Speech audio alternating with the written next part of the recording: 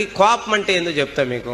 ఇప్పుడు పిల్లవాడు హోంవర్క్ చేయకుండా వచ్చాడు, ఒరే నీకు బుద్ధి ఉందా జ్ఞానం ఉందా అని తిట్టారు. ఇప్పుడు బీపీ ఎవరికి వచ్చింది? వాడు హోంవర్క్ చేయకుండా రావటం ఏంది, నువ్వు బీపీ ట్యాబ్లెట్ వేసుకోవటం ఏంది? లెక్కల మాస్టారు చాలా మంచి మాస్టర్, ఆయన మంచి మంచి టాలెంటెడ్ మాస్టర్. ఆయన వేళ్ళు ఇలా తిప్పి కొట్టేవాళ్ళు, ఇలా తిప్పి కొట్టేవాళ్ళు. ఆయన మంచి కమిటెడ్ టీచరే.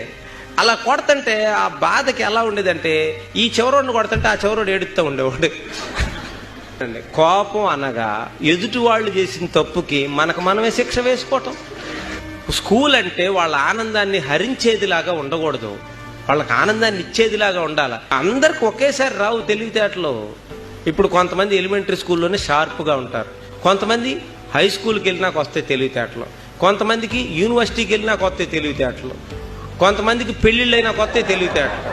ఇప్పుడు కొంతమంది పెళ్లి కాకముందు ఈ అమ్మాయికంగా ఎలా బతికిద్దిరా అని అనుకుంటారు. అమ్మ నీ పెళ్ళైనాక ఎన్ని తెలివితేటలు వచ్చినాయి అమ్మ అంటారు.